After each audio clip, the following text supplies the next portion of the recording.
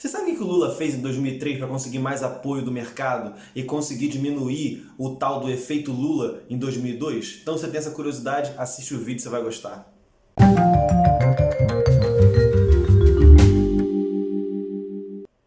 Eu separei pra gente aqui 6 medidas que foram muito importantes para o Lula reduzir o tão chamado efeito Lula de 2002, que acabou entrando também em 2003. Então são 6 coisas, eu poderia falar de muito mais, só que eu escolhi essas 6 porque eu considero bem centrais. A primeira delas, que é indiscutível, foi no ano de 2003, quando o PT aceitou, conduziu o processo para poder reformar a previdência dos servidores públicos, em que basicamente os novos servidores depois de 2003 nunca conseguiriam acessar os 100% do benefício. Eles teriam um teto e, se quisessem mais, teriam que contribuir com fundos paralelos. Então essa reforma ela foi tão impactante que o próprio PSOL se origina disso, de uma disputa interna, porque o PT sempre foi contra isso, sempre falou que era contra essa reforma da Previdência e na hora que chega no poder acaba promovendo, ao ponto, literalmente, de um grupo de deputados, um grupo de participantes do PT, sair e criar o atual PSOL.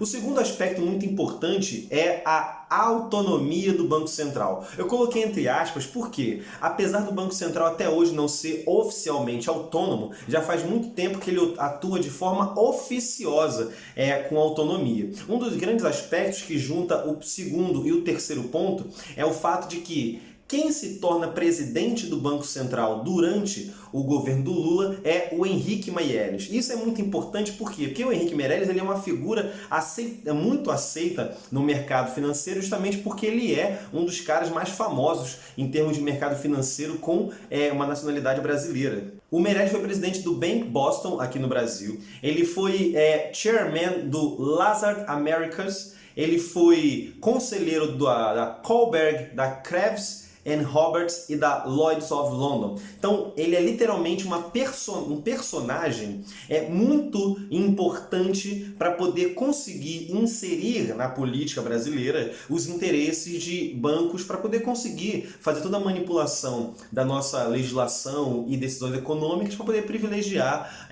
por exemplo, o pagamento da dívida interna atualmente, da qual esses bancos têm muito interesse, toda a reformulação econômica que a gente está vendo hoje em dia. Tá?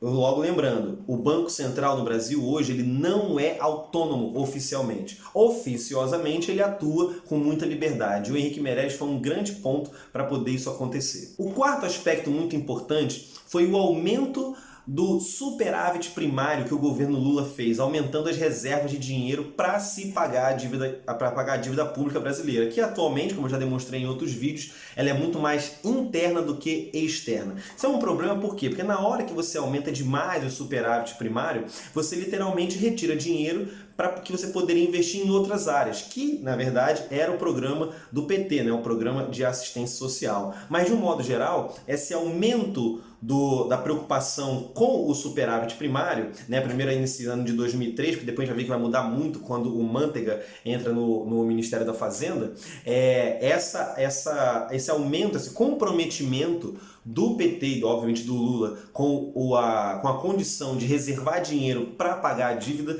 também demonstra a vontade do governo de deixar o mercado um pouco mais calmo. O quinto aspecto é a redução do investimento público, justamente pelo aumento do superávit. Então isso acabou dando uns entrechoques dentro do PT, justamente porque era um governo que esperava-se que aumentaria o gasto público e na verdade o que ele está fazendo é criar um sistema no qual ele consiga deixar o mercado mais apaziguado e dando essa orientação, diminuindo o lance do efeito Lula. Obviamente, o pessoal mais progressista, queria mais investimento em educação, saúde, tipo de coisa, vai começar a duvidar do governo justamente por isso, pela diminuição nesses investimentos públicos ali em 2003. Mas é muito importante lembrar o seguinte, o governo precisa criar uma certa estabilidade, um apaziguamento dos ânimos. Por quê? Porque a passagem de 2002 para 2003 poderia comprometer muito o governo dali para frente.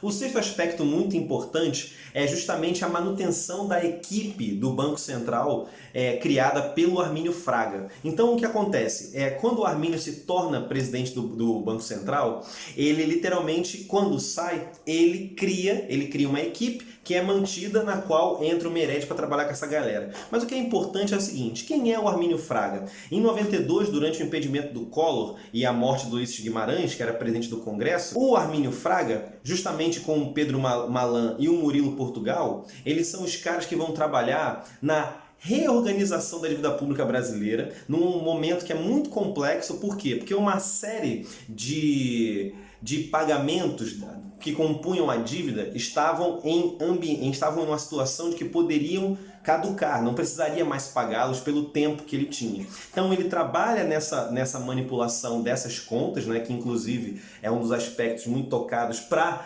se fazer a auditoria da dívida pública brasileira, desses empréstimos, dessas dívidas que não precisariam mais ser pagos. E quem está envolvido nisso é justamente esses três caras: o Armínio, o Pedro Malan e o Murilo Portugal. Só para dizer, o Pedro Malan ele foi ministro da Fazenda do FHC e o Murilo Portugal ele é presidente da FEBRABAN, né, que é a Federação dos Bancos, e desde 2006 ele é diretor do FMI. Então você vê que existe um interesse em você manter uma associação com o Armínio justamente por essa vinculação que ele tem com a dívida pública e a manutenção do nosso pagamento para os especuladores internacionais.